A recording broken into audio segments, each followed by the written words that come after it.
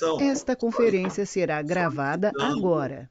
a comissão do plenário, leitura da ata da sessão anterior. Ata da terceira sessão ordinária do Tribunal de Contas do Estado de Alagoas. Aos 8 dias do mês de fevereiro do ano 2022, foi realizada a sessão plenária desta Corte de Contas, na forma online por videoconferência, sob a presidência do excelentíssimo senhor presidente, conselheiro Otávio Lessa de Geraldo Santos, onde reunidos os senhores conselheiros, vice-presidente, conselheiro Fernando Ribeiro Toledo, conselheira Rosa Maria Ribeiro de Albuquerque, conselheira Maria Cleide Costa Bezerra, conselheiro Anselmo Roberto Almeida Brito, conselheiro Rodrigo Siqueira Cavalcante, conselheiro substituto Alberto Pires Alves de Abreu, conselheiro substituto Sérgio Carlos Maciel, conselheira substituta Ana Raquel Ribeiro Sampaio Calheiros. O Ministério Público de Contas esteve presente, representado pela procuradora Estela de Barros Lima Melo Cavalcante.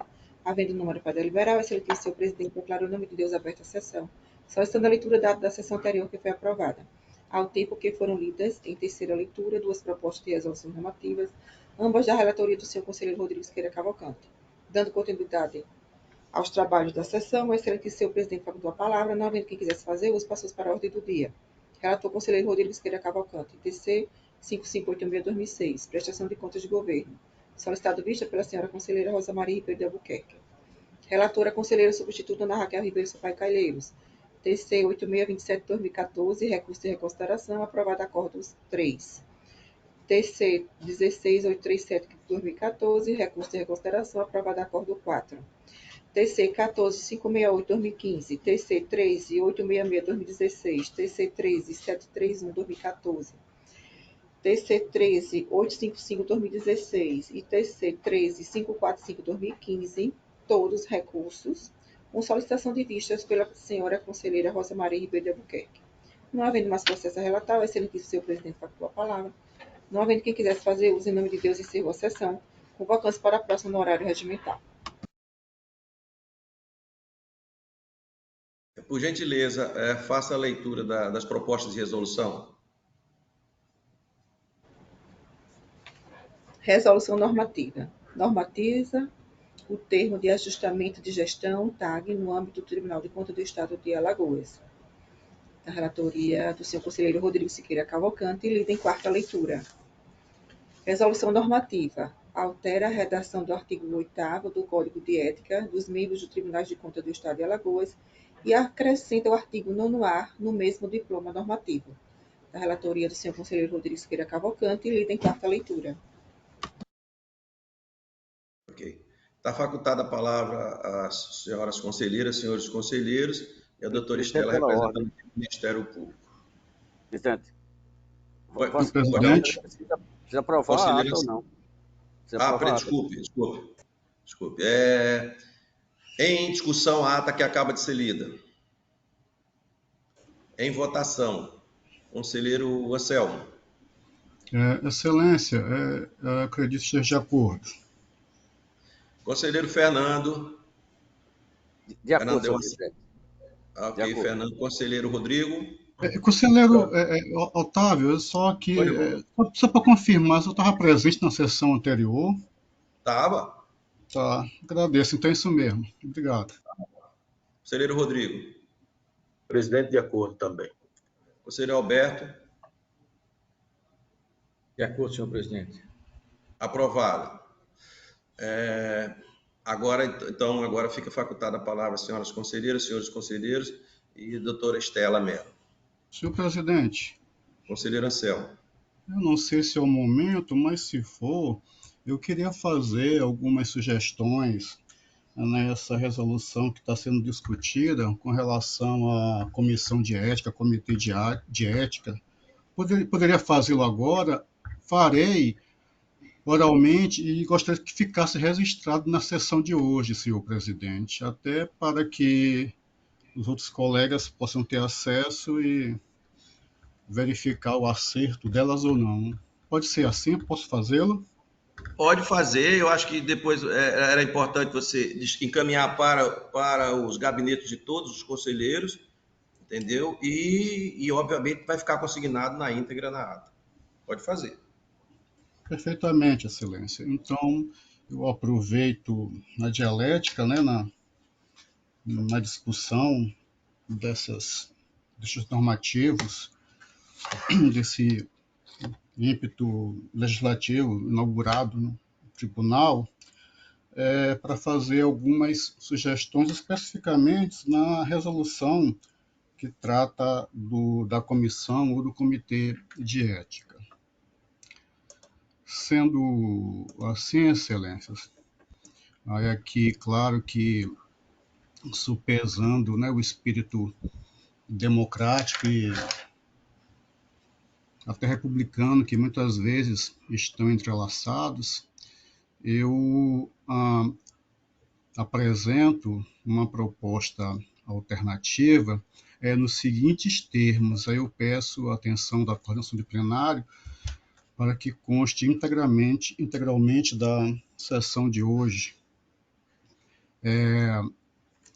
As mudanças aqui perquiridas, ou pelo menos originariamente, dão-se no artigo 8º e no artigo 9º da redação original do Código de Ética dos membros do Tribunal de Contas do Estado de Alagoas. Eu, então, trago uma proposta para que o artigo 8º venha assim redigido. A comissão de ética será composta por 3 conselheiros eleitos, e aqui vai uma alternativa, né? 3 conselheiros eleitos e ou sorteados na mesma data da eleição da mesa diretora da Corte de Contas para o mandato de 2 anos, cuja presidência será exercida por eleição e ou sorteio entre os membros da comissão. Esse seria o caput do artigo 8º. O artigo 8º teria apenas o parágrafo acrescentado único, nos seguintes termos. Deixa eu só verificar aqui rapidamente se o artigo 8º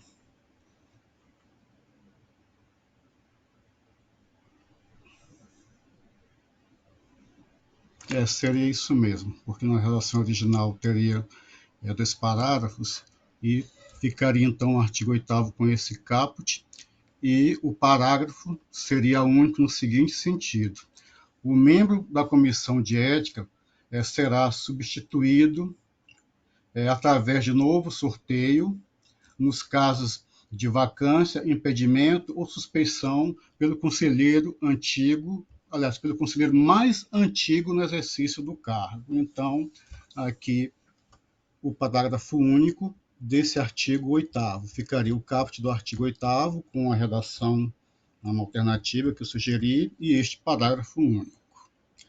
Com relação ao artigo 2º, esse seria o artigo 1º da resolução normativa que está em deliberação, propondo esta alteração, e eu estou sugerindo essa alternativa. Já o artigo 2º da resolução que está em deliberação, que acrescenta o artigo 9A ao Código de Ética, eu aqui apenas,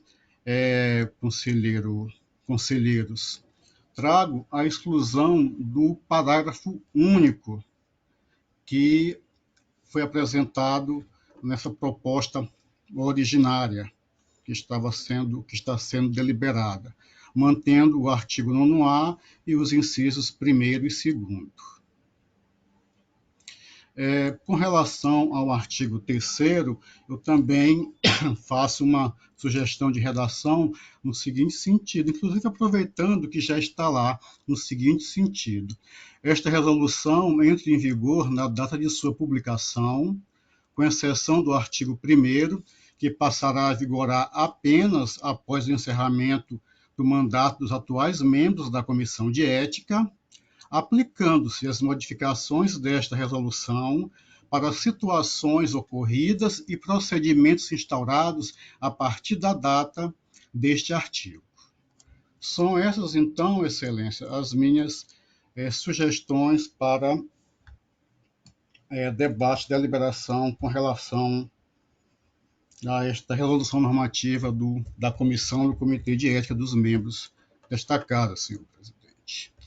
E também, aproveitando o ensejo, eu queria solicitar a inversão de pauta para que eu, podendo, excelência, eu relate o processo que está pautado para mim por derradeiro, tendo em vista a necessidade de eu fazer alguns ajustes que até o momento não foram concluídos e espero concluir até o final desta sessão, senhor presidente. Caso contrário, eu pedirei o adiamento dos autos. Agradeço, senhor presidente.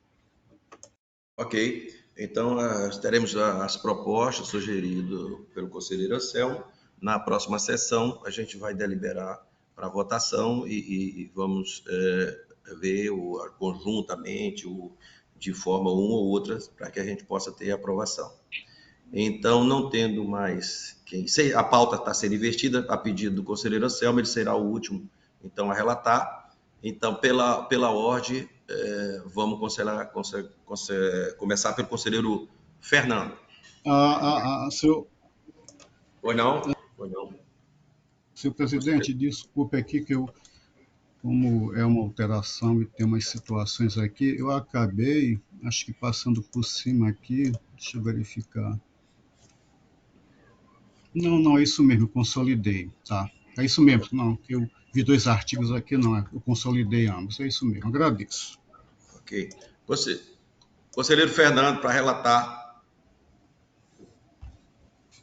Senhor presidente, senhores conselheiros, senhoras conselheiras, senhores membros do Ministério Público, mais pessoas que nos assistem, senhores servidores. Trago para relatar, senhor presidente, uma consulta. Conselheiro Fernando, só um minutinho. Eu não sei se foi Vossa Excelência está querendo, mas a sua câmera não está pegando você. Está pegando só a sua cadeira. É isso mesmo? Pode relatar. Só estou lhe falando porque a imagem sua não está aparecendo, tá? Só com a sua cadeira. Presidente, eu estou enxergando, conselheiro Toledo, sim. Eu não estou. Então tá, vai lá, Fernando. Eu não estou, não. Na minha. Então deu uma travada aqui. Valeu, Deu pode ir lá, Fernando. Mas eu tô me vendo aqui, eu acho que os demais todos me veem. O meu é complicado. Tá bom, o meu travou aqui, estou vendo só a sua cadeira, mas está todo sob controle. Pode relatar, desculpe aí. Tá bom, senhor presidente. Trago para relatar, então, portanto, o processo número 16.209 de 2021, juntamente com o processo 15.723 de 2021. Os consulentes são municípios de Belo Monte e com adesão do município de Teotônio Vilela.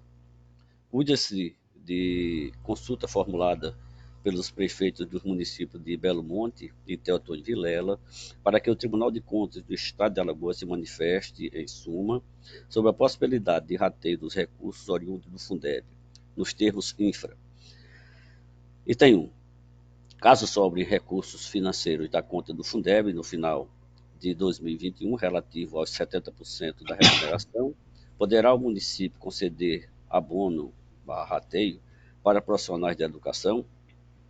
Item 2. Caso a resposta do item anterior seja positiva, deverá o município encaminhar projeto de lei ao Poder Executivo para a concessão desses benefícios rateio. Destaca o consulente. Item A. A Constituição Federal estabeleceu novo percentual mínimo de 70% do Fundeb, permanente para pagamento dos profissionais de educação básica em exercício. Item B. Não há previsão na Constituição Federal ou na lei do novo Fundeb para pagamento de rateio abono aos profissionais no caso de não se atingir o percentual mínimo, o que, entretanto, é prática comum nos municípios. Item C. Até 31 de dezembro de 2021, estão vigentes as vedações da Lei Complementar 173, determinadas para o enfrentamento da pandemia, dentre as quais a de conceder qualquer tipo de aumento, reajuste, vantagens, bônus, abono e auxílio, exceto quando devidamente derivados de sentença judicial transitada e julgada, ou determinação legal anterior à calamidade. Recepcionados os autos nesta Corte de Contas para cumprir os ditames da instrução, contidos no regimento interno desta Corte de Contas. O processo foi encaminhado ao Ministério Público de Contas para análise no setor. A Procuradora-Geral da Corte de Contas, doutora Esther Amélia, exarou o parecer de número 3249, que eu imagino, nesse momento, por ela será defendido. Desta forma, senhor presidente, em apertadíssima síntese, é o relatório. Doutora Estela. Sim, foram recepcionadas 2 consultas acerca do mesmo objeto. Então, no processo 15723/2021, nós pedimos a reunião ao 16209/2021, porque esse último já se encontrava em fase mais avançada, já com parecer do Ministério Público de Contas. Inclusive, recentemente, agora, já no mês de fevereiro, a gente recebeu uma nova consulta também, acho que dessa vez no município de Pilar, com a mesma matéria, né, a mesma dúvida levantada pelo gestor, e nós também remetemos a esse processo que recebeu o parecer no momento mais pretérito. Então, diante dos questionamentos trazidos pelo consulente, o Ministério Público de Contas se manifestou através do parecer 3249/2021, com a seguinte proposta de resposta à consulta.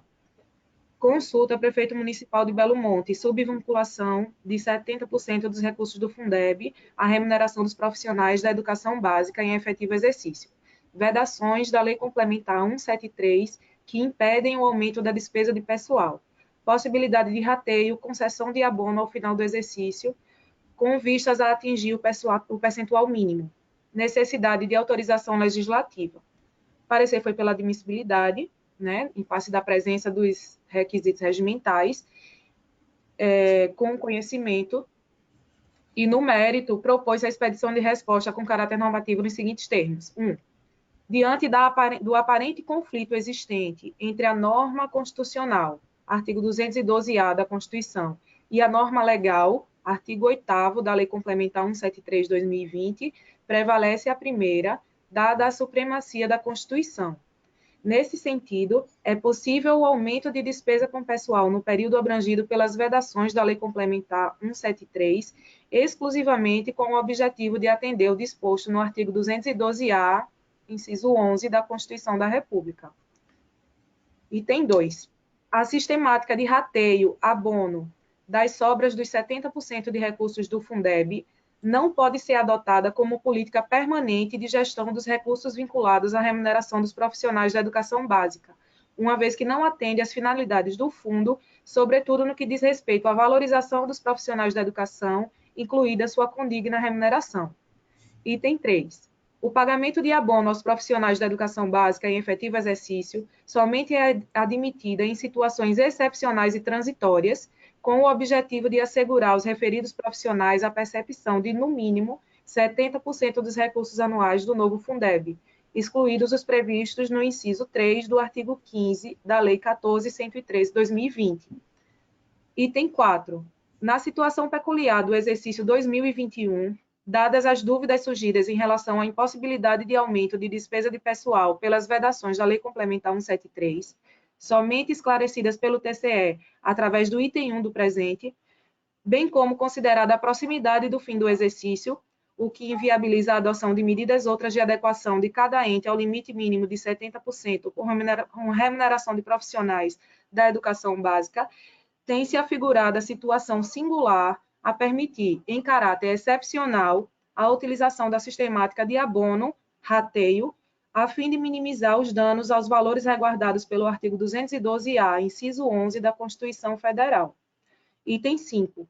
Os profissionais da educação básica em efetivo exercício, nos termos do artigo 26 da Lei Federal 14.113/2020, são os profissionais previstos no artigo 61 da Lei 9394, de 20 de dezembro de 96, além dos profissionais de psicologia e de serviço social que atendam às necessidades e prioridades definidas pelas políticas de educação por meio de equipes multiprofissionais, conforme dispõe o artigo 1º da Lei 13.935, de 11 de dezembro de 2019. A tais profissionais da educação básica em efetivo exercício, destina-se o pagamento do limite mínimo de 70% dos recursos do Fundeb. Item 6.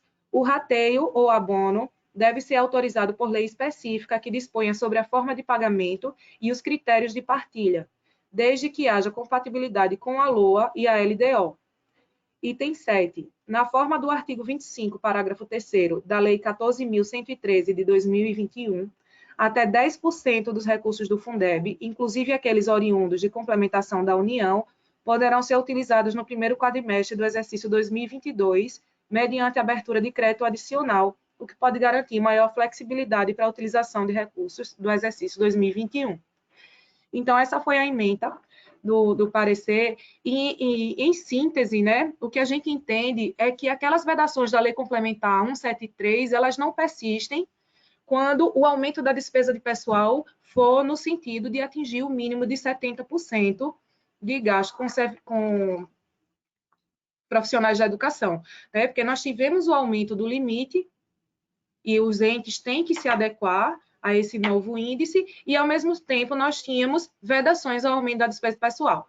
Então, esse é o entendimento que vem sendo largamente adotado, de que essas vedações, elas não persistem no caso de que os aumentos de despesa sejam unicamente para atingir os 70%. Por outro lado, né, a gente, no tocante ao questionamento sobre a possibilidade de utilizar a sistemática de abono, nós entendemos que o abono ou o rateio, ele não deve ser adotado como política permanente, né? O abono ou rateio, ele vem a ser utilizado quando por situações outras imprevistas, ou como nesse caso, onde houve o aumento do percentual e os entes não tiveram tempo para se adequar, não foi possível atender o limite mínimo.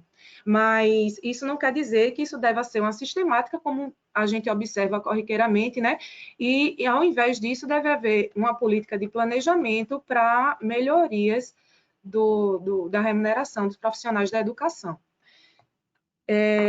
A consulta, ela veio para aparecer no final de 2019, e não houve tempo hábil para que ela fosse respondida, 2021, e não houve tempo hábil para que ela fosse respondida ainda no exercício 2021, possibilitando a orientação dos gestores municipais, né?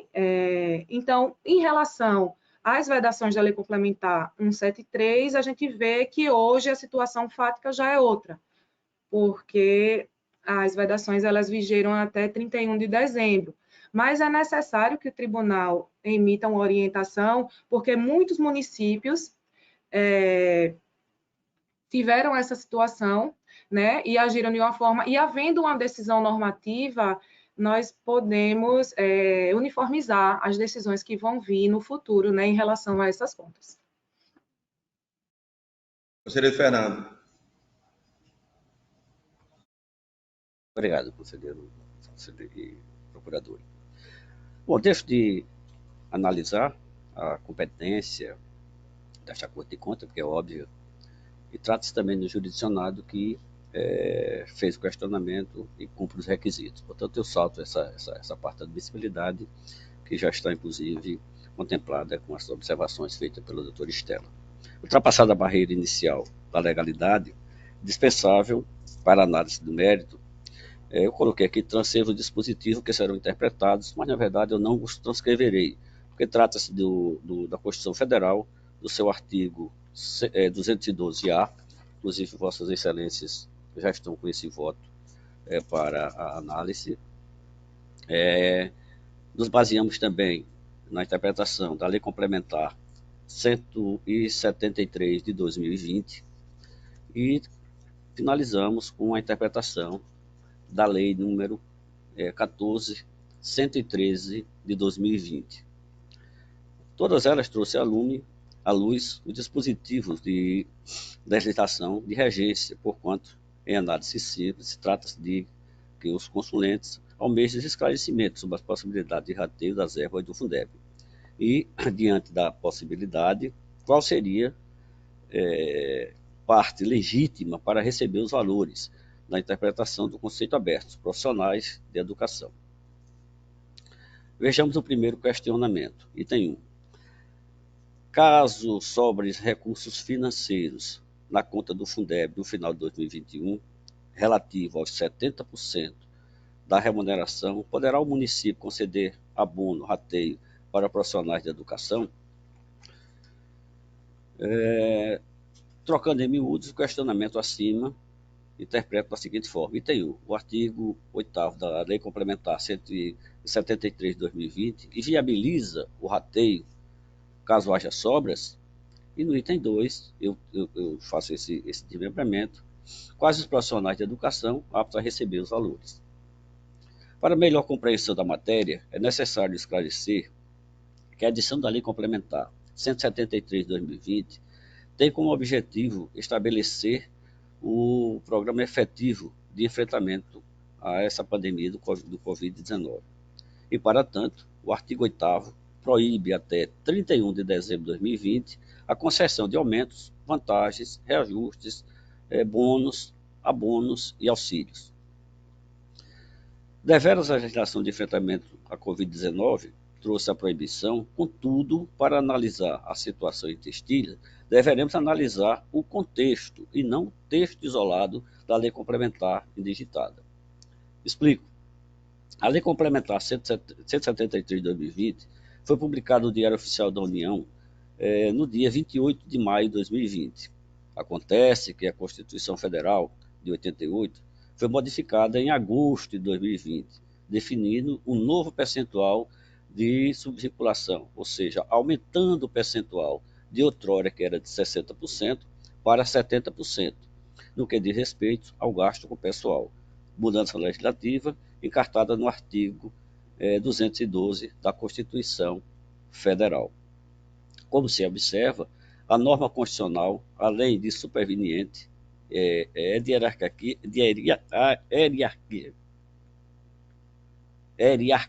superior, pelo texto constitucional da Emenda Constitucional número 108 de 2020, de 27 de maio de 2020. Tratou especificamente do aumento de despesa com o pessoal dos profissionais de educação básica em efetivo exercício. Assim, não há falar que a Lei Complementar de número 173 de 2020 pode ser aplicada indistintamente em confronto com o texto constitucional. Na exegese do problema posto, deve-se verificar o contexto e não o texto isolado da Lei Complementar 173 de 2020. Assim, no caso específico, o caso da sobra dos rateios oriundos do Fundeb, a lei complementar citada deve ser afastada para que se aplique o artigo 212-A da Constituição Federal. Sobre a possibilidade de aumento de despesas com pessoal, trago à luz, excerto do irretocável parecer exalado pela procuradora Esther Amero, que acaba de se pronunciar. Eu peço venha para não repetir o que ela, de forma muito consistente, nos traz. Trago também, para análise de vossas excelências e para complementar o nosso voto, julgado no Tribunal de Contas de Pernambuco, que trago só aqui para o conhecimento a ementa. Tribunal de Contas do Estado de Pernambuco, no processo tal, acordo 1970 de 2021, consulta no Fundeb, conflito aparente de normas, prevalência da norma constitucional, concessão de abono aos profissionais da educação básica em efetivo exercício. Portanto, supera, como disse muito bem a eminente procuradora, e nós temos, inclusive, julgados no mesmo sentido. O segundo questionamento se refere ao instrumento legal a ser utilizado para viabilizar o rateio, caso seja possível a divisão das sobras. Observe, no item 2, a consulta. Caso a resposta do item anterior seja positivo, deverá o município encaminhar projeto de lei ao Poder Executivo para a concessão desses benefícios? A resposta ao questionamento supra é encontrado em julgado pelo Superior Tribunal de Justiça, tribunal que tem como objetivo principal harmonizar a aplicação da legislação infraconstitucional. Em decísio, restou consignado que é necessário edição de lei específica que disponha sobre a forma de pagamento e critério de planilha, desde que haja contabilidade com a RES 1000, 554.160 PB. E aqui faço a leitura da emenda do STJ. Recurso especial, professor municipal, rateio de verba do Fundeb entre profissionais de educação, ausência de legislação legal, inexistência de lei autorizativa municipal, recurso especial que se nega segmento. E aí traz a decisão. Por último, destaco que os benefícios de rateio são os profissionais de educação básica em efetivo exercício, nos termos da legislação vigente, e trago, naturalmente, como disse, a Lei 14.113 de 2020, que peço vênia para não repeti-la, a Lei número 13.935 de 2019, essas que norteiam quais são os profissionais da educação que estão inseridos no âmbito do magistério. Diante do exposto, com base no artigo 212-A da Constituição Federal, com o artigo 26 da Lei 14.113 de 2020, o artigo 1º da Lei número 13.935 de 2019, voto para responder à consulta nos termos infra. Item 1. Caso sobre recursos financeiros da conta do Fundeb para 2021 relativo aos 70% da remuneração, poderá o município conceder abono rateio para os profissionais de educação? Resposta: sim. A redação do artigo 8º da Lei Complementar 173 de 2020 deve ser interpretada à luz do artigo 212-A da Constituição Federal de 88. Logo, o rateio das sobras do recurso do Fundeb está autorizada para que os entes federativos cumpram o que estabelece a Constituição Federal, ou seja, utilizar ou utilize os 70% dos recursos para pagamento dos profissionais de educação básica em efetivo exercício. Deve-se entender o conceito de profissionais de educação básica em efetivo exercício nos termos do artigo 26 da Lei número 14.113 de 2020 e o artigo 1º da Lei 13.935 de 2019. Profissionais de educação básica, docentes, profissionais do exercício de funções de suporte pedagógico direto à docência, de direção ou administração escolar, planejamento, inspeção, supervisão, orientação educacional, coordenação e assessoramento pedagógico, e profissionais de funções de apoio técnico, administrativo ou operacional, além dos profissionais de magistério e do serviço social, que atendam às necessidades ou prioridades definidas pelas políticas de educação, por meio de equipes multiprofissionais. Item 2. Caso a resposta do item anterior seja positiva, deverá o município encaminhar projeto de lei ao Poder Executivo para a concessão desses benefícios?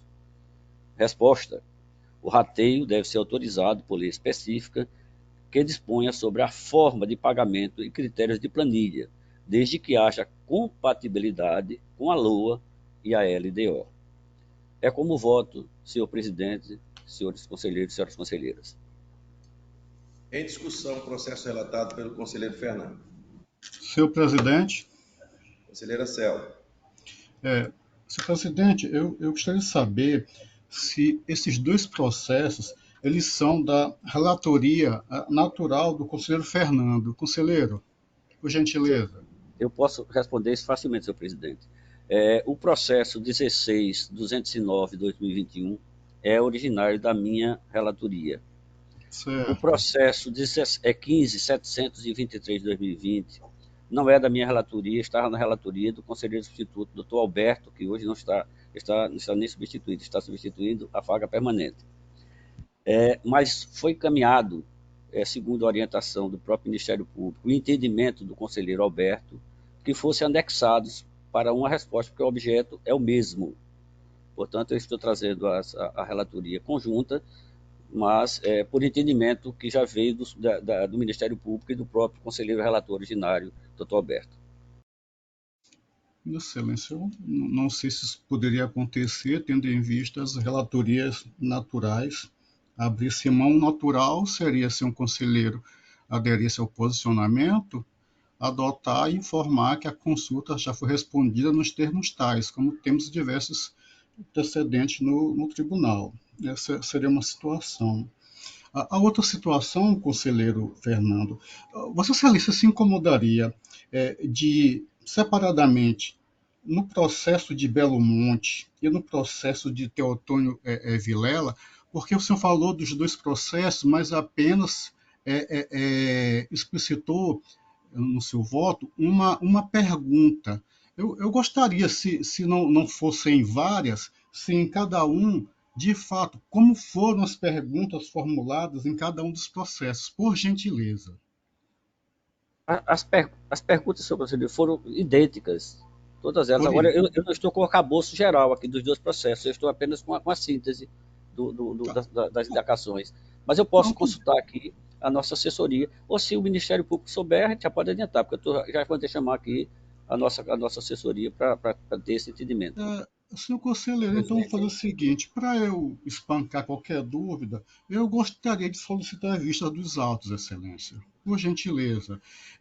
Como eu observei que o Ministério Público, mesmo tendo afirmado que a situação fática já pode ser outra, mas eu concordo com a doutora Estela quanto à necessidade do tribunal ter um posicionamento a respeito. Eu aqui me comprometo e já oriento a minha assessoria da tramitação prioritária desse processo nos autos e devolver aí no prazo regimental, senhor conselheiro, senhor presidente. Okay. Sem problema, está previsto o regimento, inclusive, a vista de Vossa Excelência.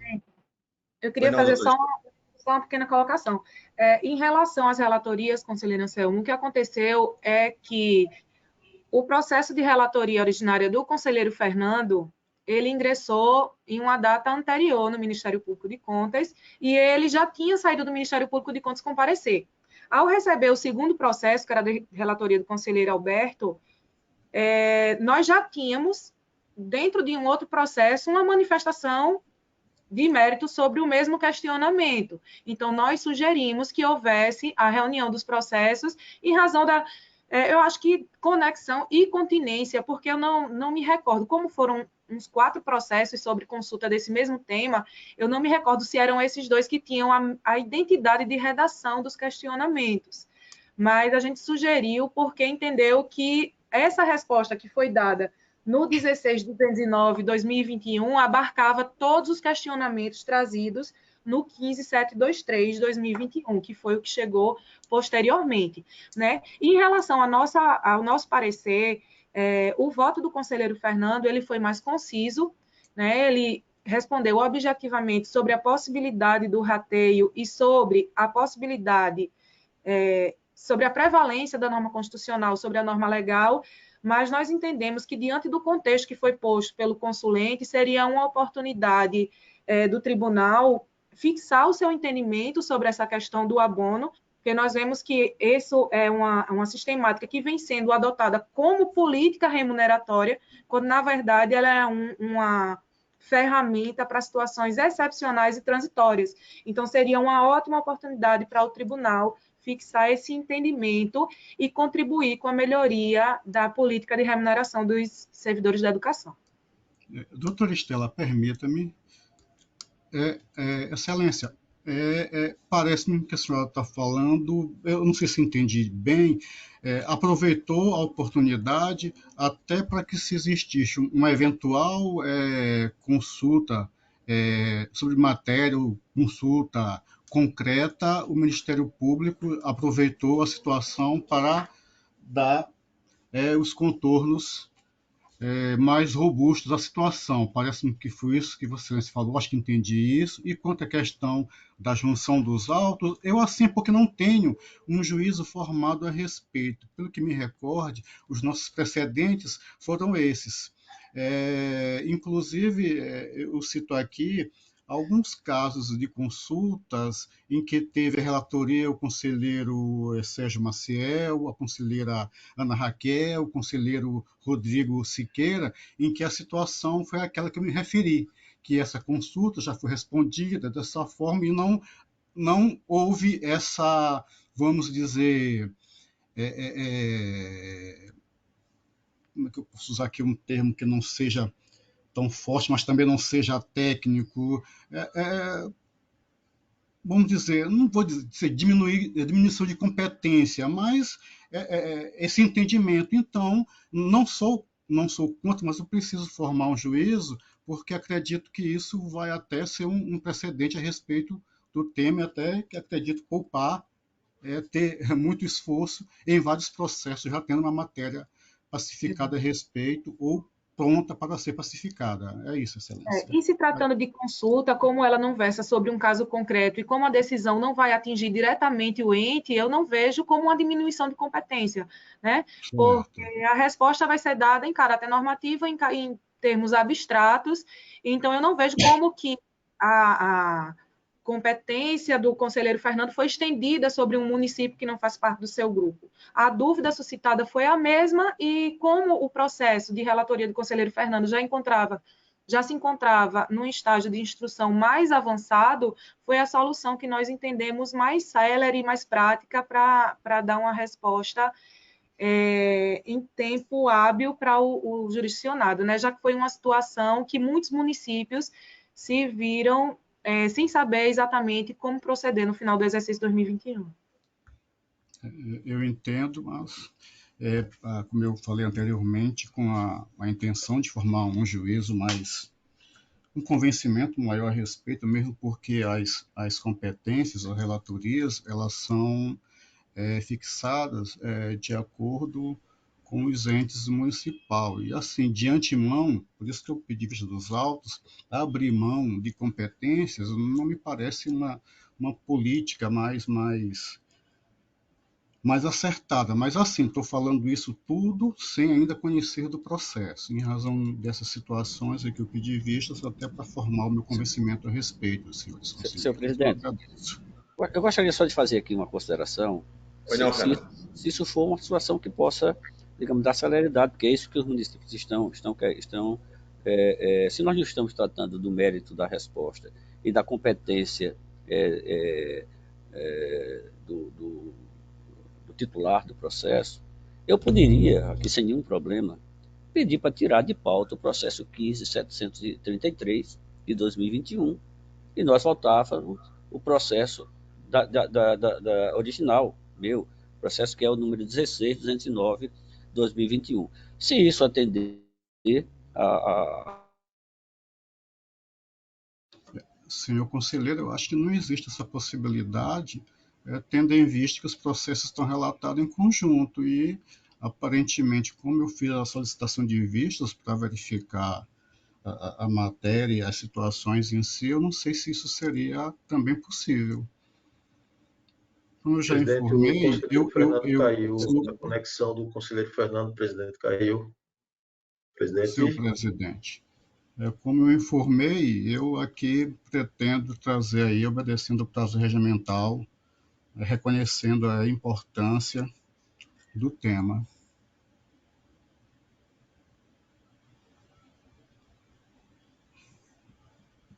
Está andando e eu não estou nem sabendo. A Estela está falando, olha lá. Tá. O presidente está voltando, presidente. Cara, eu tinha uma coisa, eu tenho que ter um... Pois não, pode continuar. Quem estava com a palavra acho que era o conselheiro Fernando. O conselheiro Fernando caiu, retornou. Vossa Excelência estava com a Retornei aqui agora, mas aí eu estava me referindo se a dúvida do conselheiro Anselmo, e foi quando caiu a situação, seria se nós tirássemos de pauta o processo anexado, que seria de outra relatoria, e votávamos no mérito, se não há dúvida do conselheiro Anselmo com relação ao mérito. Senão a gente já está pedindo vista sem nenhum problema. Conselheiro Fernando, eu queria pedir a palavra para poder também... Eu acho que o desapensamento ele gera realmente qualquer dúvida com relação à competência, ela cai por terra, né? Eu, de fato, eu tenho uma certa preocupação com relação à questão da competência. Eu acho que não foi a forma mais correta, com a devida vênia, o encaminhamento ou abrir mão da competência, em que pese não trazer prejuízo, como falado pela doutora Estela, por se tratar de uma resposta em abstrato, em um processo objetivo, que não atinge nenhum jurisdicionado de forma direta, né? Mas se a dúvida do conselheiro Anselmo, esse é um ponto que eu não tenho um posicionamento firmado, né, quanto à legalidade ou não.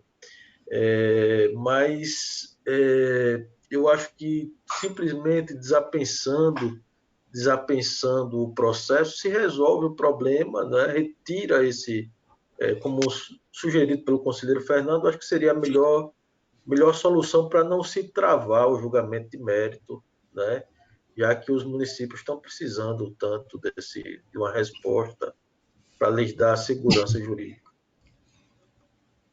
Presidente, eu queria fazer só mais uma ponderação. Nesse caso, nós temos em curso no tribunal, acho que 4 ou 5 processos que tratam exatamente sobre a mesma matéria. E, então, se nós formos dar continuidade aos 4 processos, nós vamos emitir pareceres em 4 processos que têm a mesma pergunta. Repito, não se trata de uma situação fática de município A, B ou C. Se trata de uma dúvida em abstrato sobre a aplicação de uma norma jurídica. Então, se nós vamos dar continuidade a 4 processos, os 4 processos vão receber o mesmo parecer, os 4 conselheiros vão pautar os mesmos processos. Nesse caso, eu vejo que há um tumulto, né? Porque nós temos o mesmo questionamento em 4 processos que vão ser pautados por 4 conselheiros diferentes. Então, não sei se a solução foi a mais acertada, né? Mas eu acredito que dar continuidade a 4 procedimentos que têm a mesma pergunta sobre uma dúvida na aplicação de uma norma jurídica, com o mesmo parecer, dando a mesma resposta, para gerar 4 propostas de voto diferentes, ou eu entendo assim que isso causaria um tumulto, né? E o critério que foi adotado foi pedir anexação ao que estava em estágio de instrução mais avançado, ou seja, aquele que teve uma tramitação mais célere e que chegou, primeiramente, ao Ministério Público. Eu faço essas ponderações porque não houve o intuito de diminuir a competência de qualquer conselheiro, né? Houve a concordância do conselheiro que remeteu o processo para anexação, e assim, eu não enxergo que nesse caso, em não se tratando de julgamento de um ente específico, né, nós estamos tratando de uma dúvida em abstrato sobre uma norma. Então, nesse caso, eu não vejo que haveria qualquer... Eu queria pegar o gancho, doutor Estela, assim, eu concordo, o seu raciocínio eu acho que é perfeito, né? Concordo plenamente em tese, dentro de um mundo ideal, né? Eu pensaria inicialmente dessa forma, como você está pensando também. Mas a gente tem, vamos supor, 4 processos dentro desse exemplo colocado por Vossa Excelência. Vamos supor que a gente reúna os 4 processos em um relator que não é o caso do nosso tribunal, mas que um relator que queira prejudicar um determinado... Não existe, uma situação abstrata, né? Ou simplesmente tem uma intenção de travar ou de impedir o julgamento, ou queira... a gente ficaria muitas vezes... Não sei, estou colocando para que a gente possa refletir, de repente, as consequências práticas disso também, né? Da gente... do lado positivo e o lado negativo também, né, de reunirmos em um único relator, né? Senhor presidente. Puxa, quem está falando agora?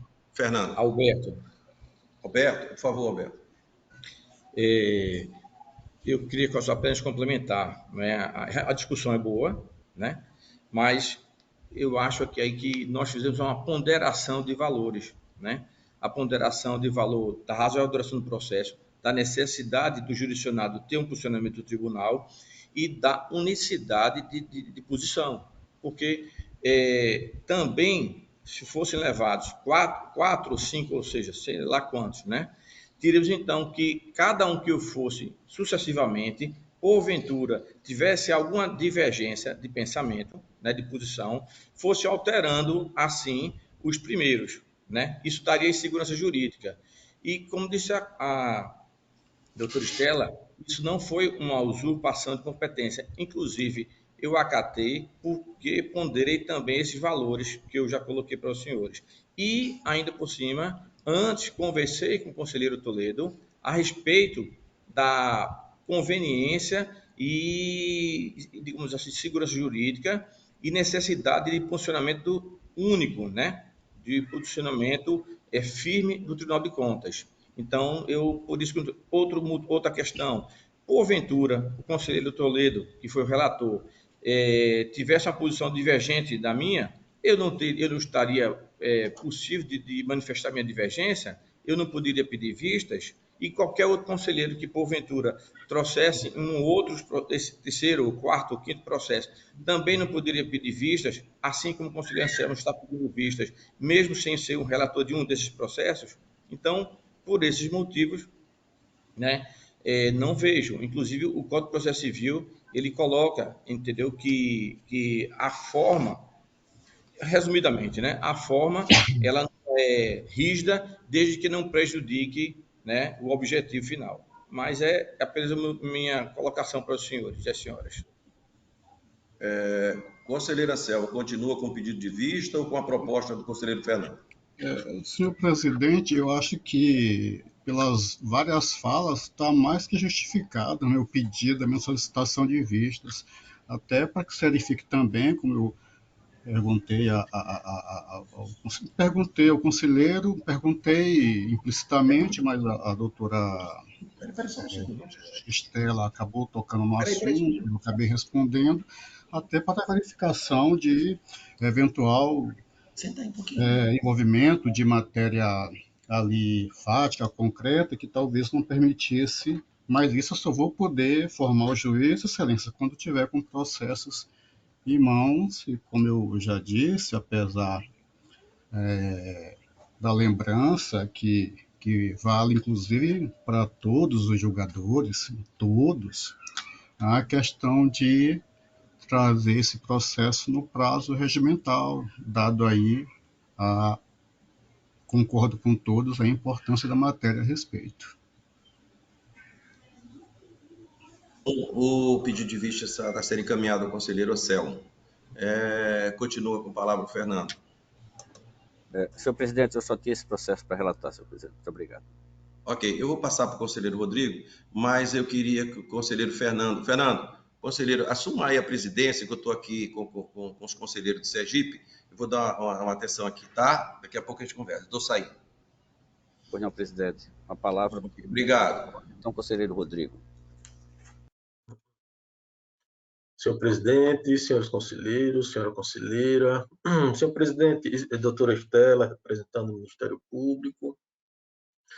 Senhor presidente, eu tenho para relatar, inicialmente, o processo TC 4283/2006, que se trata de uma prestação de contas de governo referente ao exercício financeiro de 2005 do município de Porto de Pedras, Alagoas, cujo responsável é o senhor José Rogério Cavalcante Farias.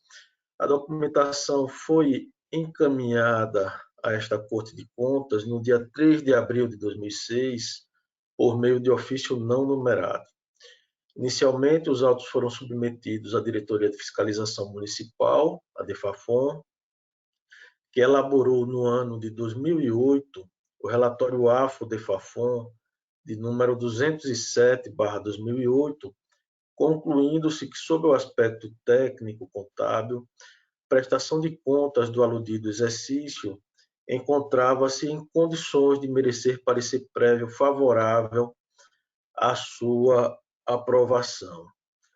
Pois bem, o relatório foi proferido no ano de 2008 e, desde então, os autos foram encaminhados ao gabinete do conselheiro Cícero Amélio da Silva, e desde então o processo ficou paralisado, sem qualquer tipo de movimentação, até ser encaminhado a este gabinete, que, por sua vez, encaminhou os autos por meio do despacho de número 260 2019, encaminhou os autos ao Ministério Público de Contas, que se manifestou por meio do despacho 260/2019 da 5ª Procuradoria de Contas, no sentido de que estaria dispensado de se manifestar obrigatoriamente nos processos de prestação de contas anteriores ao exercício de 2010. Esse é o relatório, senhor presidente. Com a palavra o Ministério Público, doutora Estela. Como posto pelo conselheiro Rodrigo, né, não houve manifestação do Ministério Público de Contas sobre o mérito da prestação de contas, por se tratar do exercício 2005. Beleza, Rodrigo. Palavra, Vossa Excelência. Presidente, eu vou fazer uma leitura resumida. Inicialmente, nós fizemos a análise da documentação encaminhada ao Tribunal de Contas, verificamos que o processo veio desacompanhado do PPA, também veio desacompanhado da LDO e da relação dos processos licitatórios ocorridos no exercício. Veio desacompanhado, por fim, do inventário geral de bens e valores. Em seguida, fizemos a análise dos instrumentos de planejamento, de programação, no qual nós constatamos que o PPA e a LDO não foram enviados à Corte de Contas, em descumprimento ao calendário de obrigações, instituído pela Resolução Normativa 02/2003. Destacamos que ficou prejudicada a análise de receita estimada e despesa fixada, bem como o percentual estabelecido para abertura de créditos suplementares, tendo em vista que a LOA encontra-se em setor externo ao nosso gabinete.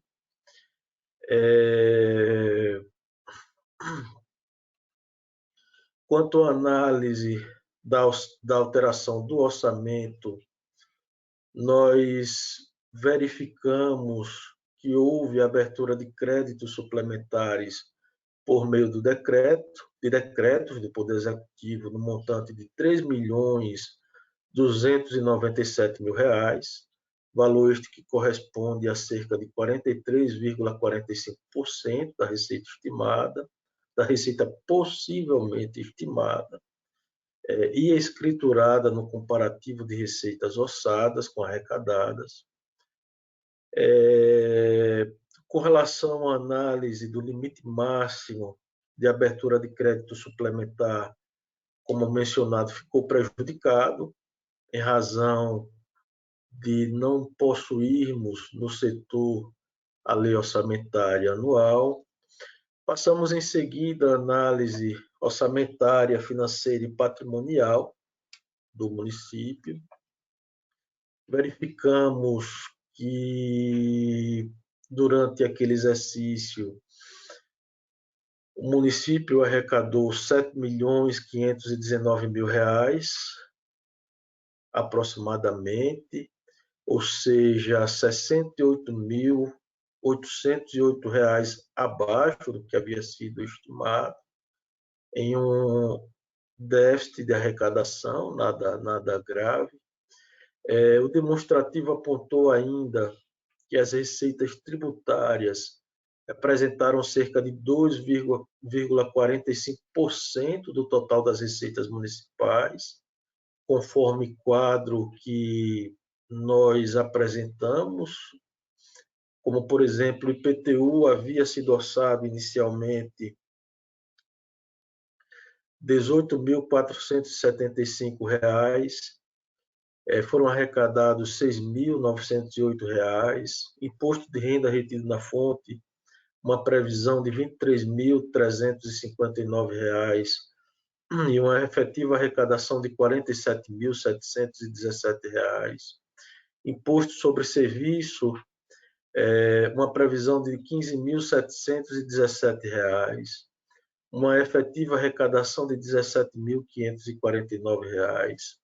ITBI, uma previsão inicial de R$ 8.408, uma efetiva arrecadação de R$ R$ E, por fim, taxas em que havia uma previsão de R$ 29.626 e uma efetiva arrecadação de zero, né? Não houve arrecadação a título de taxas. A análise apontou ainda ter ocorrido um resultado superavitário na execução orçamentária no valor de R$ 157.590. Verificamos também, quanto ao balanço financeiro, que as receitas extra-orçamentárias foram de R$ 335.518, as despesas extra-orçamentárias foram de R$ 347.000, e o saldo em caixa do exercício anterior foi de R$ 1.198, que foram transferidos para o exercício seguinte um montante de R$ 146.953. Analisamos o demonstrativo de variação patrimonial, tendo sido possível perceber que houve um superávit patrimonial de R$ 603.524, decorrente principalmente da aquisição de bens móveis no valor de R$ 276.000 e imóveis no importe de R$ 169.000. O demonstrativo da dívida fundada aponta um endividamento do município que passou de R$ 9.740.000 para R$ 12.381.000. Destacamos que ficamos impossibilitados de analisar a dívida fundada, tendo em vista o não encaminhamento do demonstrativo respectivo. E, por fim, quanto à dívida flutuante, esta atingiu, ao final de 2005, um montante de R$ 187.969, este valor representado por consignações ou depósitos no valor de R$ 62.485 e por restos a pagar processados no valor de R$ 125.000. Em seguida, passamos à análise dos limites constitucionais com a educação. Verificamos que a municipalidade aplicou correspondente a 22,23%, em que pese o relatório da auditoria de controle externo ter apontado o atingimento do limite mínimo. Nós divergimos desse dado. Com relação ao Fundef, ao então Fundef, verificamos que o pagamento com profissionais do magistério em efetivo exercício atingiu o percentual de 51,3%, descumprindo, portanto, o inciso 12 do artigo 60 da ADCT. Na sequência, verificamos que, também divergindo do relatório dos auditores de controle externo, identificamos que houve o descumprimento do percentual mínimo em saúde, atingindo um valor correspondente a 5,22% em saúde.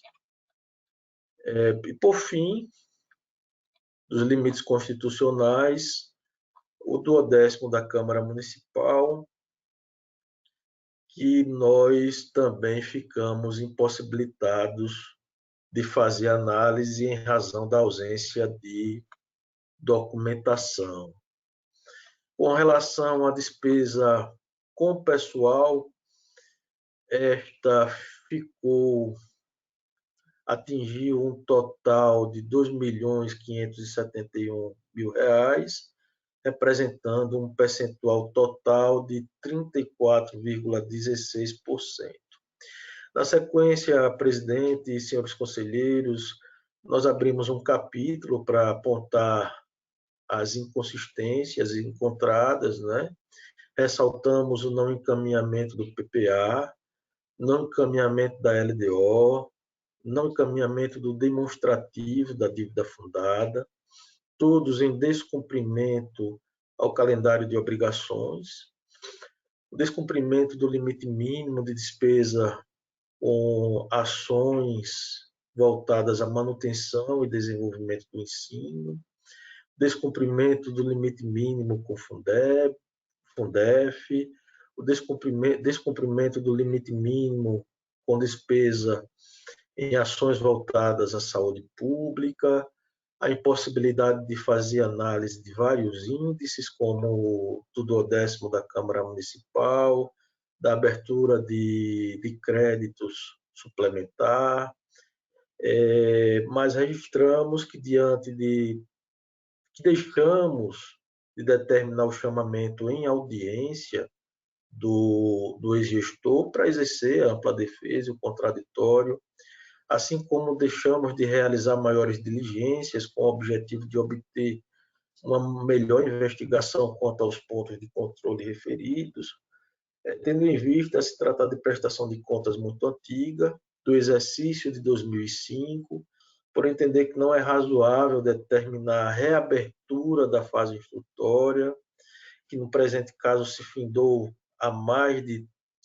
em 2008, portanto há mais de 13 anos, para converter o feito novamente em diligência, pois isto vulneraria as garantias constitucionais da duração razoável do processo, da ampla defesa e do contraditório, né, aplicados ao processo de auditoria de contas.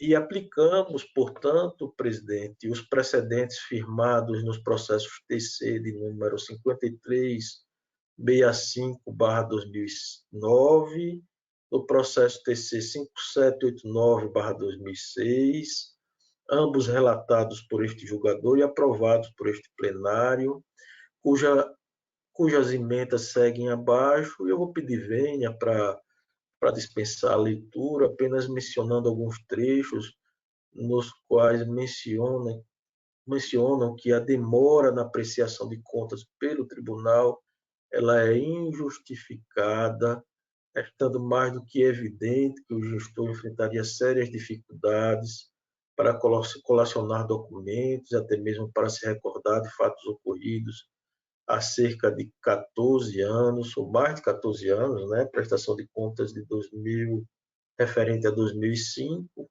temos aí 15, quase 17 anos, e que uma eventual defesa restaria prejudicada, amplamente prejudicada.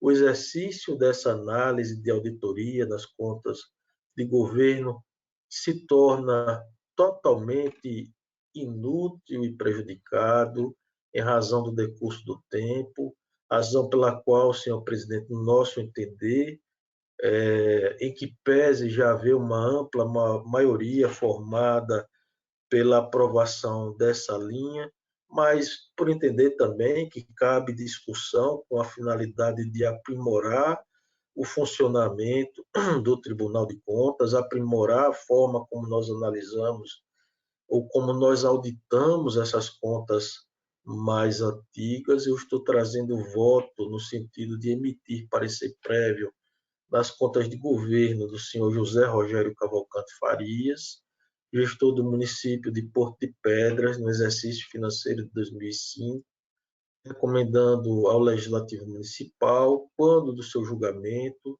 que este seja pela aprovação em razão do decurso do tempo. Dói no coração da gente, que é julgador, emitir um voto nesse sentido, dói muito, mas o decurso do tempo milita contrário ao exercício do controle externo, razão pela qual nós estamos trazendo esse voto, senhor presidente. Em discussão? Senhor presidente? Pois não, conselheiro Anselmo.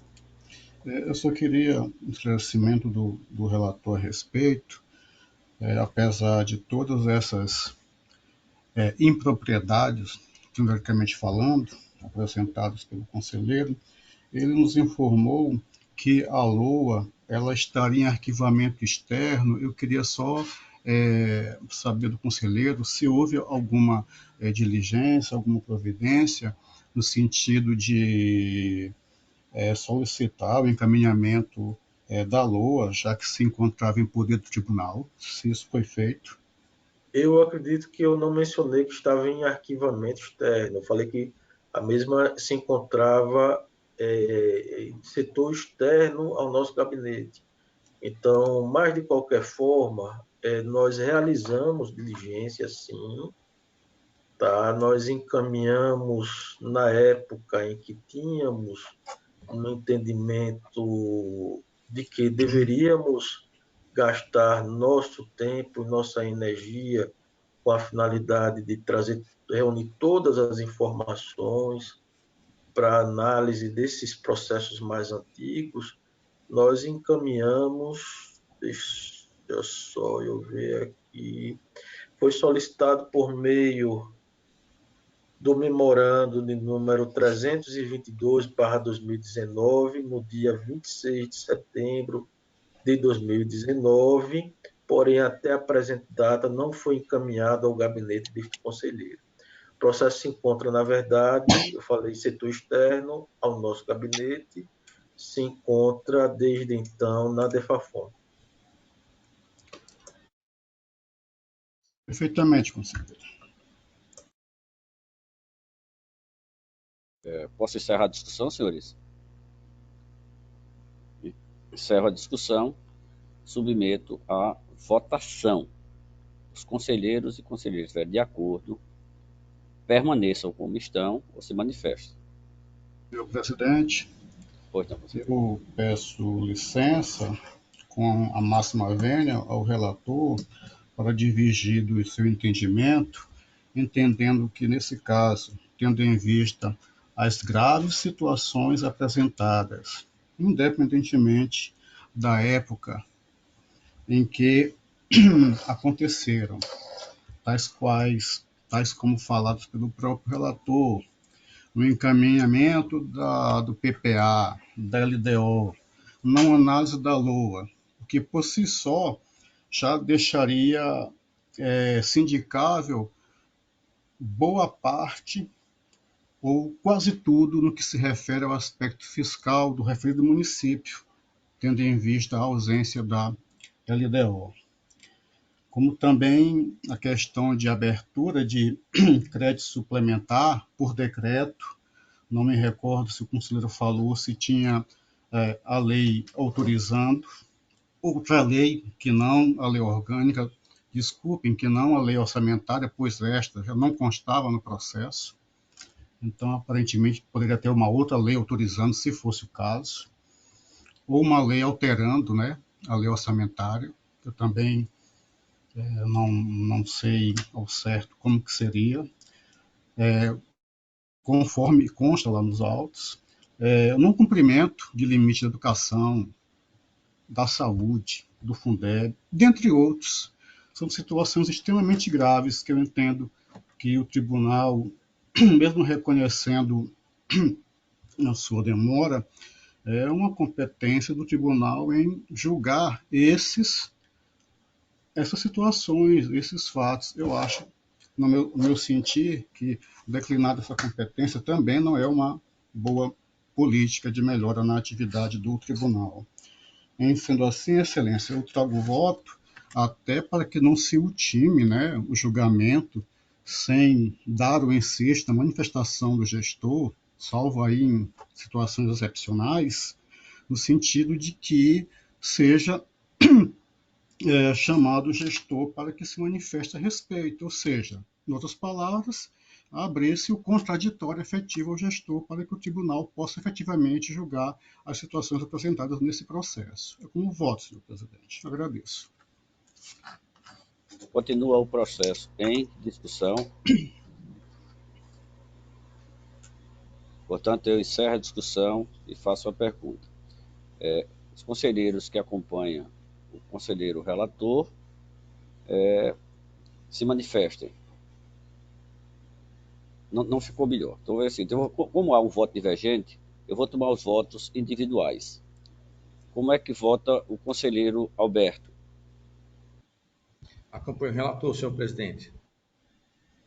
Bom, neste caso, para que não há necessidade de convocação de nenhum dos conselheiros substitutos, que nós temos quórum, eu acompanho também o conselheiro relator e declaro que está aprovado a proposta, o voto do conselheiro Rodrigo, com a referência do voto divergente do conselheiro Anselmo. Senhor presidente, Pois não, senhor conselheiro. presidente, eu só peço a gentileza que conste da forma em que falei o meu voto na sessão de hoje. Por gentileza, agradeço. Pois não, eu peço à comissão do plenário que registre o voto do conselheiro Anselmo da forma como ele se posiciona. Continua com a palavra o conselheiro Rodrigo. Senhor presidente, eu tenho um segundo processo também de prestação de contas, e nessa linha, né, uma situação lamentável nas contas da Prefeitura Municipal, né, situação de grave desorganização também, constatado, né, vou fazer uma leitura constatada, né, vou fazer uma leitura resumida do processo. Esse processo tem mais alguns detalhes, de repente, o colegiado pode sugerir um posicionamento diferente. É o processo 5.650/2006, se trata de uma prestação de contas de governo referente ao exercício financeiro também de 2005, do município de Matriz de Camaragibe, cujo responsável é o senhor Marcos Paulo do Nascimento.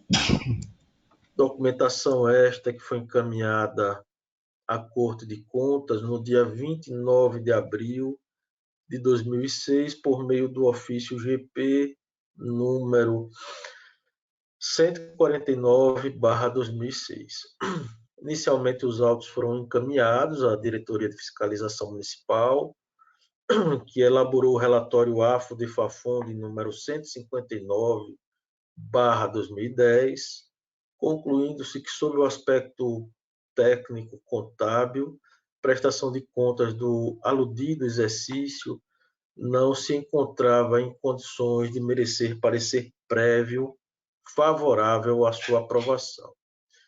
Os autos, então, permaneceram no gabinete do conselheiro Cícero Amélio da Silva, sem qualquer tipo de movimentação, do dia 17 de agosto de 2011 ao dia 2 de outubro de 2017, até o momento em que o conselheiro substituto Sérgio Ricardo Maciel, em atuação naquele gabinete, que atualmente se encontra vago, em virtude da aposentadoria de seu titular, proferiu despacho reconhecendo a incompetência daquela unidade judicante, determinando a redistribuição dos autos ao relator natural.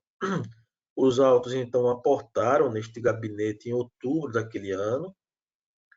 Em 2018, foi realizada a anexação de processo contendo relatório e acordo oriundos do TCU, por meio do qual este apontou irregularidade na aplicação de recursos repassados ao município, relativos ao Programa Nacional de Alimentação Escolar, o PNAE, e outros recursos também, referentes aos exercícios de 2002 a 2006.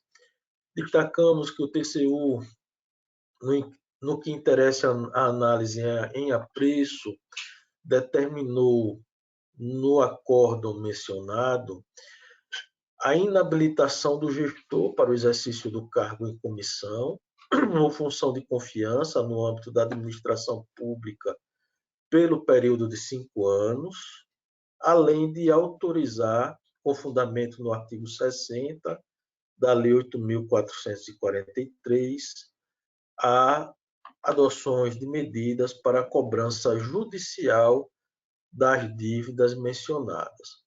Os autos foram encaminhados ao Ministério Público de Contas, que, por meio do despacho de número 257/2019, também da 5ª Procuradoria de Contas, proferiu deliberação no sentido de dispensar a apreciação por parte daquele parquinho. É o relatório, senhor presidente. Doutor Estela, com a palavra, por favor. Como no processo anterior, também não houve manifestação do Ministério Público de Contas em razão do exercício a que se referem as contas. A palavra ao relator, doutor. Senhor presidente, eu vou fazer também uma leitura resumida. Inicialmente não foi encaminhado o PPA, nem a LDO. A LOA também não foi encaminhada, né? De modo a ficar prejudicado a análise dos instrumentos de programação legal. Também ficou prejudicada a análise do cumprimento do limite máximo de abertura de crédito suplementar. Ingressamos na análise orçamentária, do balanço orçamentário, verificamos que o município arrecadou R$14.355.000, o que representa 1.617.000 abaixo do que havia sido estimado para o período, né, conforme demonstrativo contábil mencionado, num aparente déficit de arrecadação. Apontamos também que as receitas tributárias representaram cerca de 45% do total das receitas municipais, conforme quadro que trouxemos, né? Apontando que o IPTU foi arrecadado R$ 2.537, imposto de renda R$ 131.000, imposto sobre serviço R$ 32.000, TBI R$ 20.000 e taxas R$ 63.000. A análise aponta ainda ter ocorrido um resultado superavitário na execução orçamentária, no valor de R$ 825.932. Quanto ao balanço financeiro, constatamos que, a título de receitas extra-orçamentárias, ingressaram, melhor dizendo, R$ 466.000, e a título de despesas extra-orçamentárias, o valor de R$ 1.394.000, que o saldo de caixa do exercício 2004 foi de R$ 326.981, foram transferidos para o início do exercício subsequente o valor de R$ 225.000. O demonstrativo de variação patrimonial aponta que houve um déficit patrimonial de R$ 205.000, decorrente principalmente da inscrição da dívida do INSS, no valor de R$ 640.000, de dívidas do FAPEM, no valor de R$ 1.296.000. Demonstrativo da dívida fundada aponta que o endividamento do município passou de 9.740.000 para 12.381.000. Na sequência, passamos a análise dos limites constitucionais, esse primeiro com educação, no qual identificamos que houve uma aplicação do correspondente a 19,36%, valor abaixo, portanto, do limite mínimo preconizado na Constituição Federal. Na sequência, verificamos que, quanto ao Fundef, também houve o descumprimento do artigo 60, inciso 12, aplicando o gestor percentual correspondente a 47,36%. Na saúde, nesse caso, houve o cumprimento do percentual mínimo com saúde, aplicando 15,51%.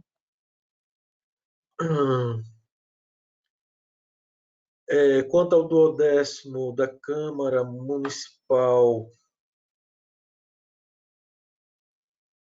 houve o cumprimento do artigo 20, inciso 3, a linha B, e passamos a análise das inconsistências, né? Apontamos, portanto, as razões pelas quais deixamos de realizar a citação nesse momento do gestor, diante das inúmeras inconsistências apresentadas graves inconsistências, como não encaminhamento do PPA, da LDO, da LOA, o descumprimento do limite mínimo de despesa em ações voltadas à manutenção e desenvolvimento da educação, e, por fim, o descumprimento do limite mínimo com pagamento de profissionais do magistério, em razão dos precedentes anteriormente mencionados, em razão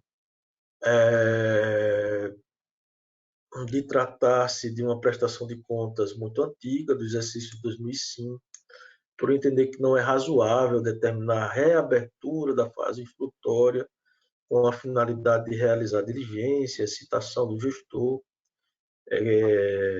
tendo em vista que a fase instrutória se encerrou há mais de 13 anos, amparado nos precedentes anteriormente mencionados, os processos TC 5365/2009 e 5789/2006.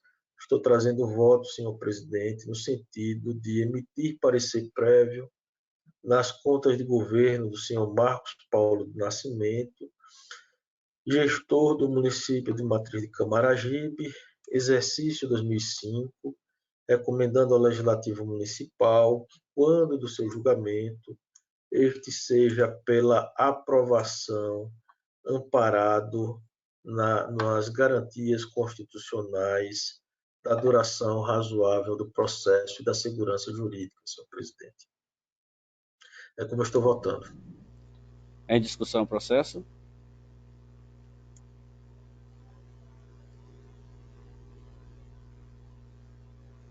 Encerro a discussão, submeto à votação. Os conselheiros que estiverem de acordo permaneçam como estão. Senhor presidente. Pois não, conselheiro Anselmo. Da mesma forma que me portei com relação ao processo anterior, entendendo também igualmente graves as situações apresentadas, o tribunal não poderia declinar efetivamente de julgar essas situações, tendo em vista que aparentemente não foi concedido o direito de manifestação do gestor, é que esse seja deferido a fim de que o tribunal possa, após sua oitiva, julgar efetivamente as situações constantes nos autos. Excelência, da mesma forma que no anterior, essa gentileza que o voto fique consignado na ata da sessão de hoje, senhor presidente. Agradeço. Pois não, conselheiro. Portanto, eu vou tomar novamente, como fiz no anterior, os votos individuais. Como vota o conselheiro Alberto? O relator, senhor presidente. Eu acompanho também o relator. Fica aprovado o voto de Vossa Excelência, conselheiro Rodrigo. Continua com a palavra. Senhor presidente, minha pauta, portanto, fica esgotada para o dia de hoje. Pois não, conselheiro, muito obrigado. Pela ordem, para relatar o conselheiro Alberto.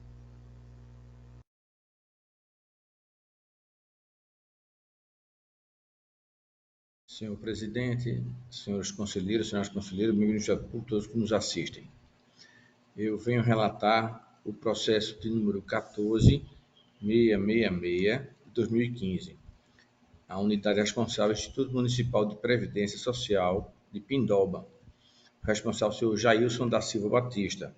Trata-se de um recurso de revisão em relação ao que nós chamamos de processo de contas, né? Tratam os autos de recurso de revisão interposto pelo senhor Jailson da Silva Batista, gestor do Instituto Municipal Previdência Social de Pindoba, que não enviou no prazo regulamentar ao Tribunal de Contas do Estado de Alagoas a quinta remessa do SICAP 2014, que corresponde às obrigações dos meses de setembro e outubro de 2014, descumprindo assim a Instituição Normativa 2 de 2010, e que institui e regulamenta o SICAP no Tribunal de Contas pela Resolução Normativa 4 de 2011. Em razão do não envio dos documentos em tempo hábil, o gestor foi devidamente notificado por meio do ofício 124 de 2016, consoante se observa o AR, datado de 25 de 2 de 2016, para que, observando seu princípio de ampla defesa contraditória, apresentasse manifestação sobre os fatos descritos. Na época, os autos foram encaminhados ao setor protocolo para certificação de defesa ou manifestação por parte do gestor, porém nenhum processo foi encontrado referente ao mesmo, conforme anexo das folhas 12. Em seguida, foram encaminhadas à coordenação do plenário devido à prolação do acórdão de número 620 de 2017, GCSAPAA, no caso, o relator, o atual presidente-geral do Lessa, datado em 20 de 4 de 2017, o qual o plenário resolveu acolher o voto do conselho relator no sentido de aplicar multa de CMP falso, equivalente a R$ 2.429, em decorrência do não envio da quarta remessa do SICAP, relativo aos meses de junho, aqui está até um erro aqui que eu vou corrigir, aos meses de setembro e outubro de 2014.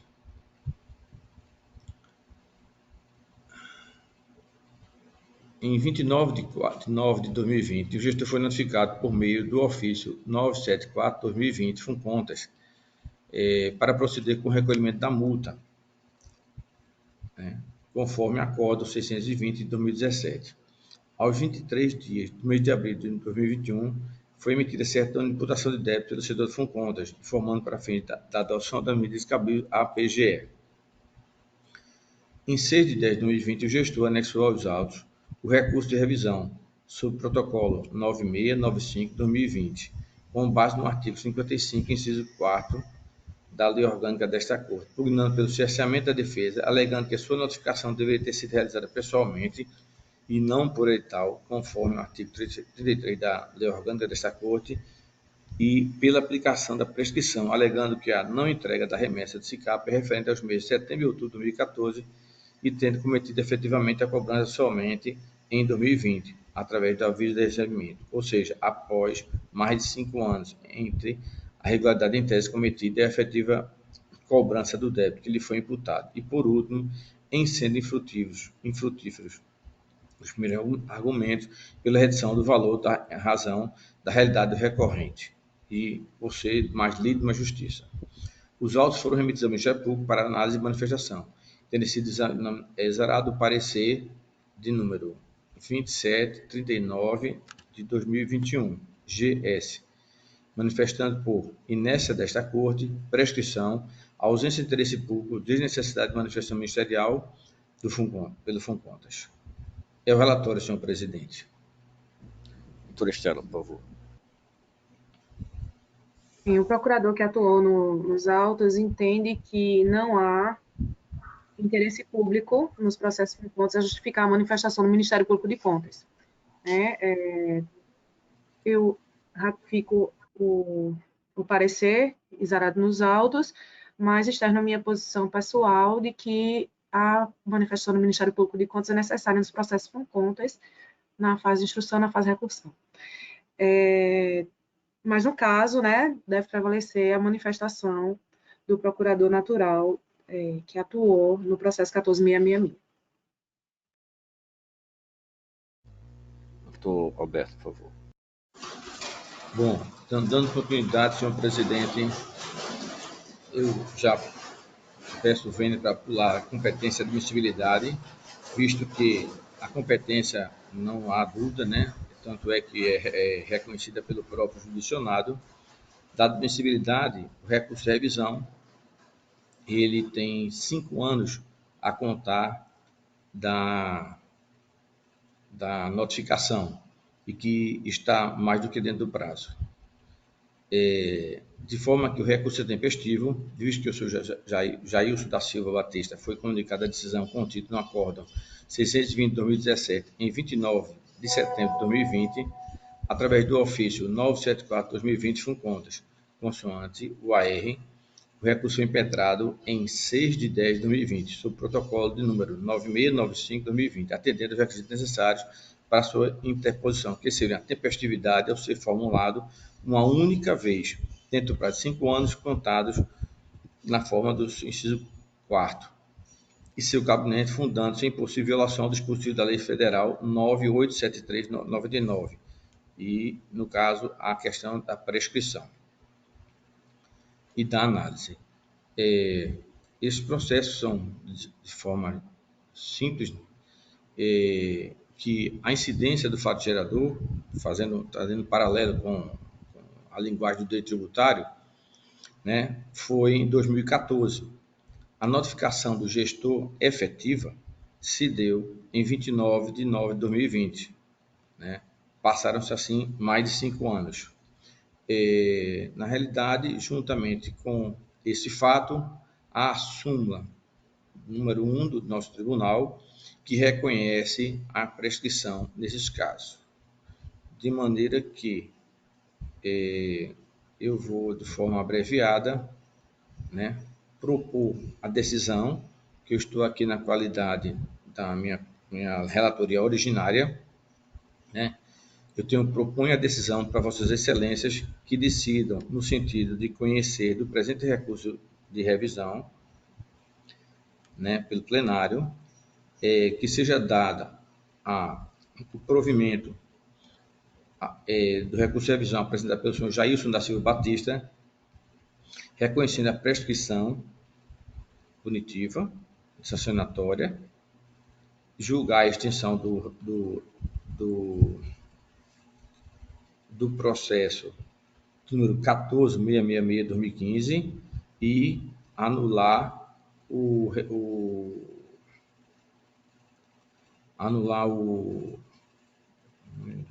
acórdão prolatado anteriormente nesse mesmo processo, né? E encaminhar ao FUNCONTAS, de acordo com a cumprimento da resolução normativa número 3 de 2019, seu artigo 3º, para manifestação também, porventura, recursal do Parquet de Contas, da ciência ao interessado, senhor Jailson da Silva Batista, e a publicidade para o efeito de direito. É como eu é como eu proponho essa decisão a Vossas Excelências. Em discussão, o processo do Dr. Alberto.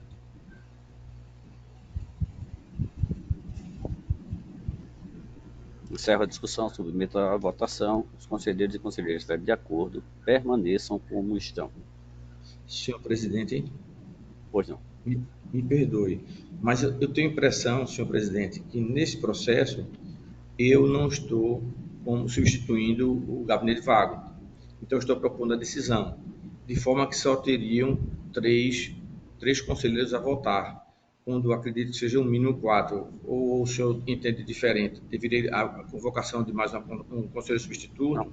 Ou um conselheiro substituta? O que eu não estou vendo apenas é o conselheiro Anselmo, na nossa reunião. Eu não sei se ele desligou a câmera ou se ele se ausentou. Não, o conselheiro Anselmo voltou. Está Presente, aqui. Excelência. Tá, desculpe, conselheiro, porque eu não estava vendo a câmera de Vossa Excelência. Desculpe, não foi, né? Então, eu acho que nós temos quórum para deliberar, conselheiro. Então, eu permaneço em votação, em discussão. Senhor presidente, Pois não, conselheiro Anselmo. não sei se seria exatamente o caso de anulação, mas eu estou entendendo que sentido está o voto do conselheiro. Eu só queria registrar as minhas ressalvas e os precedentes nossos a respeito do tema, mas acompanho o voto do relator, senhor presidente. Aqui ressalvando o meu entendimento e as ressalvas que costumo fazer nesses tipos de processos. Agradeço. Pois não, então está aprovado a proposta de voto de Vossa Excelência, conselheiro Alberto. Continua com a palavra. Senhor presidente, encerro a minha pauta por hoje. Muito obrigado, conselheiro. Para voto para o conselheiro Sérgio. Não, a Ana Raquel, né? Tem processo. Conselheira substituta, doutora Ana Raquel, com a palavra, pela ordem. Senhor presidente, senhores conselheiros, doutora Estela, representando o Ministério Público de Contas. Senhor presidente, eu tenho um processo pautado para a sessão de hoje, é o processo TC 17144 de 2014, que se trata de um recurso de reconsideração em relação à multa aplicada de FUNCONTAS. Mas eu gostaria de retirar esse processo de pauta, senhor presidente, porque me surgiu uma dúvida com relação à existência de uma possível prorrogação do prazo, e aí nós tentamos encontrar essa informação, esse ato de prorrogação, e não encontramos. Então, eu vou retirar de pauta para poder diligenciar melhor esse processo, e depois eu trago com todas as informações redondinha, senhor presidente. E era o único processo que eu tinha pautado para hoje, de forma que minha pauta fique extinta. Muito obrigado, conselheira. Doutora Ana Raquel, portanto, eu estou pela ordem para relatar ao conselheiro Sérgio. Senhor presidente, senhores conselheiros, eu solicito, senhora conselheira, solicito a retirada de pauta do processo TC número 4441/2006, em razão de que eu não consegui concluí-lo a tempo de relatá-lo. E, ao mesmo tempo, senhor presidente, eu solicito a Vossa Excelência licença para me retirar da presente sessão, em razão de que eu tenho uma consulta médica marcada agora para as 13 horas. Obrigado, senhor presidente. Obrigado, conselheiro. Substituto, doutor Sérgio. Portanto, não havendo mais processo a relatar, me parece esgotada da pauta, eu submeto a palavra a Vossa Excelência das explicações pessoais, conselheira Selma.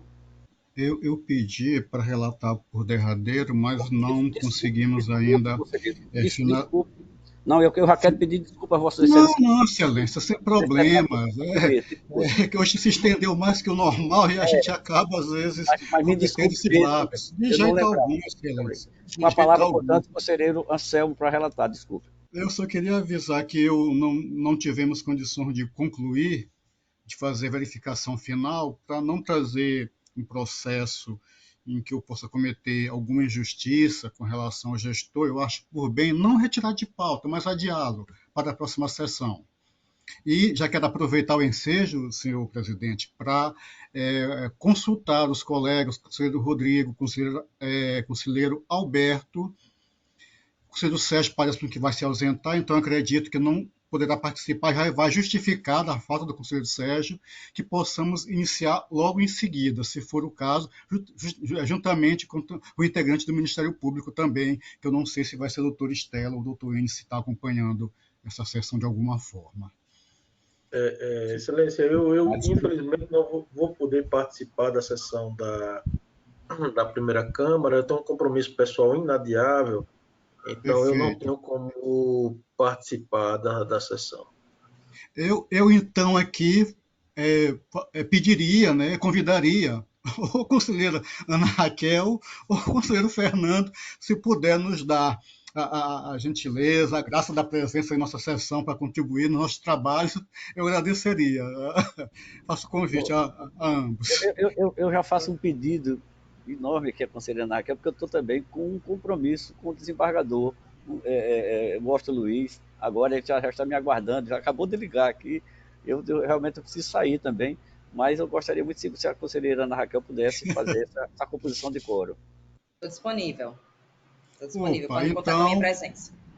Já justificadas as ausências de ambos conselheiros, faremos a sessão com o conselheiro Alberto e a conselheira Ana Raquel, e o integrante do Ministério Público. Agradeço. Obrigado, senhor presidente. Obrigado a todos. Portanto, não havendo mais nada a declarar, eu encerro a presente sessão, convocando a todos para a próxima sessão, em horário regimental, desejando a todos uma boa semana de trabalho. Boa tarde a todos.